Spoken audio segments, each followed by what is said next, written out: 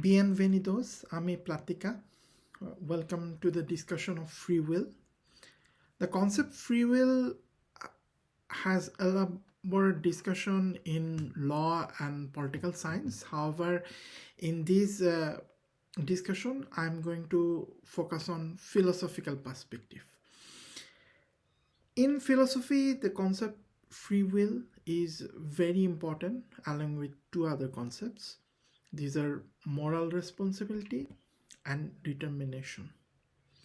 Free will is a kind of power or ability to make decisions of the sort for which one can be morally responsible. According to philosophers, the concept free will might require for a range of other things. It includes moral value, originality, and self-governance. Free will is distinct from other concepts that are associated with human agency. In other words, we can mention that free will is distinct from autonomy and authenticity. Now, let's come about moral responsibility. The idea of moral responsibility is understood as kind of status connected to judgments or practices of moral praise as well as blame.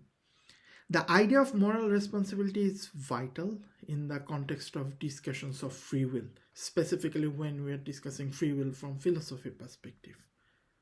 Moral responsibility is different from sense of responsibility. Philosophical writings on free will and moral responsibility are connected with responsibility relating to praise and blame. Determinism. For philosophical discussion of free will, the concept determinism is defined as characterization of what things would have to be like if things were deterministic. The concept determinism is treated as thesis that anytime the universe has exactly one physically possible future. Something is deterministic is it has only one physically possible outcome. In philosophical discussion of free will, to offer a definition of determinism doesn't mean that the universe is deterministic. We might find that the term determinism never properly applies to the world we are living in.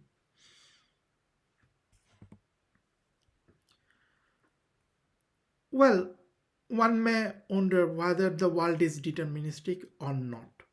The philosophical answer is no. However, there are three good reasons to think about compatibility of free will and determinism. First, in future, it might turn out by the future physicists that the universe is deterministic. This would be totally contrary to the contemporary consensus. Secondly, even if the universe were not fully deterministic, determinism might hold locally. Third and last, we could be interested in whether free will is compatible with a broadly scientific picture of the universe. Compatibility issue. It refers to the issue whether free will could exist if the universe were deterministic. This issue is vital to recognize that compatibility issue is distinct from the issue of whether we have free will.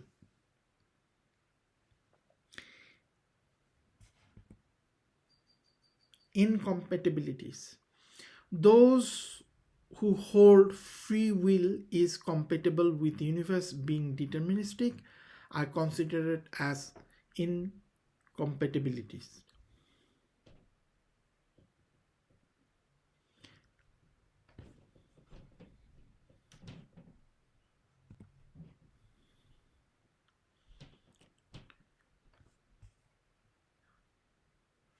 I'm saying it again. I might mention wrongly, but let me correct it. Compatibilities are those who hold that free will is compatible with universe being deterministic. I'm correcting my position. Uh, I'm saying it again. Compatibility means those who hold that free will is compatible with universe being deterministic. Now let's discuss about libertarianism. It is the view that we have free will and that free will is incompatible with determinism. Philosophical libertarianism is different from political philosophy's libertarianism concept. So the definition that we mentioned here, that free will, those who have free will and that free will is incompatible with determinism, is very important to understand the philosophical standpoint of libertarianism.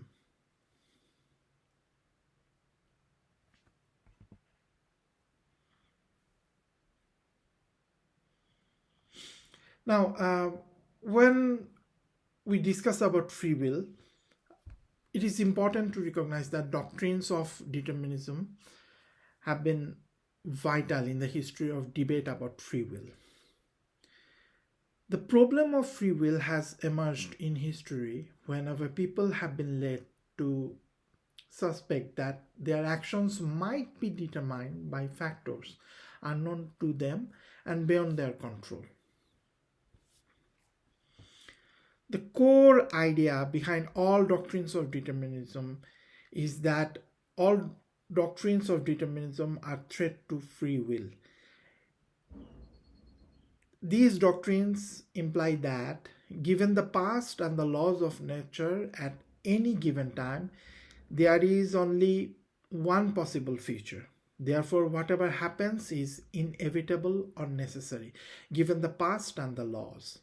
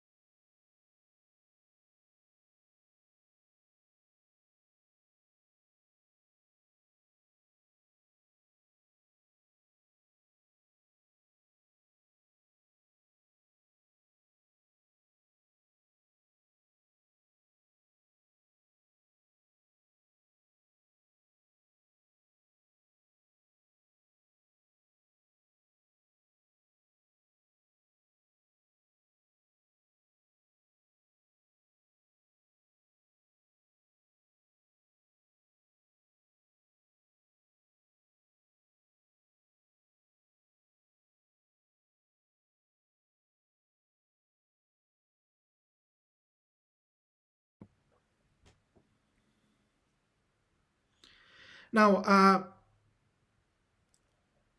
the literature that I'm going to share about libertarian is not that much popular, but still I consider it important to think specifically from the perspective of defending the libertarian view of free will. So it refers to those libertarians who defend the belief, and they also themselves believe that a free will that is incompatible with determinism is required for us to be truly morally responsible for our actions. So that genuine moral responsibility and free will is incompatible with determinism. In traditional philosophical discussion about free will, there are two-pronged modern attack on the traditional libertarian view regarding free will, and this has very powerful impact on modern thought. The first prong of attack comes from the compatibilists. The compatibilists argue that the compatibilists argue that all the freedoms we recognize or desire in ordinary life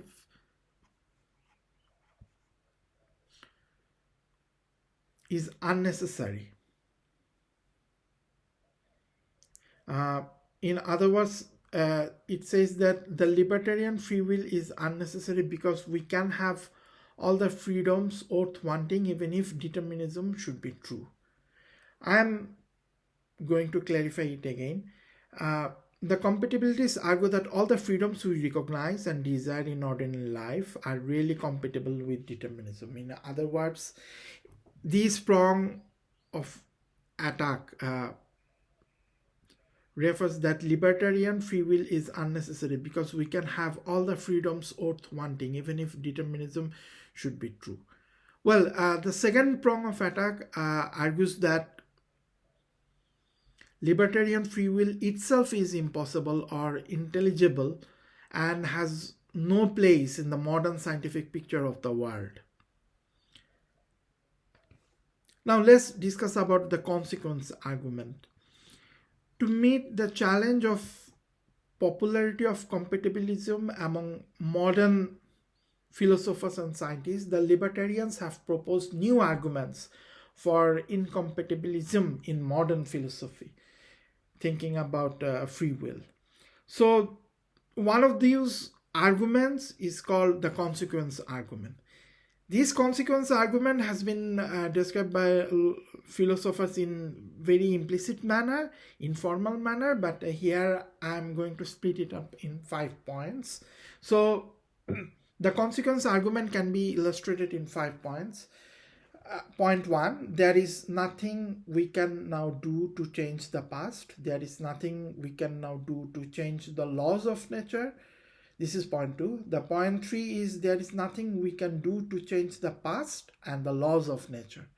The point 4 is if determinism is true, our present actions are necessary consequences of the past and the laws of nature.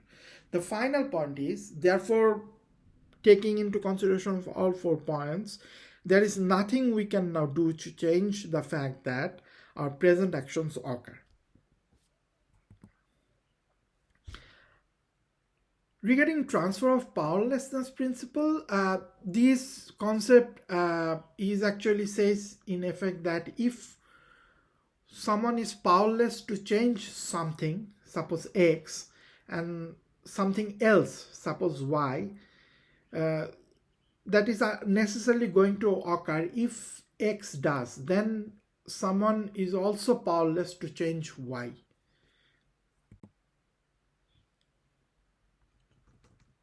Ultimate responsibility. Free will seems to require that the source or origins of our actions lie in us, rather in something else outside us and beyond our control.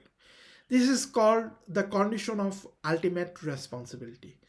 The basic idea of ultimate responsibility is to be ultimately responsible for an action. An agent must be responsible for anything that is a sufficient cause or motive for the actions occurring. That's all about some basic concepts and understanding from philosophical perspectives about free will. Thank you.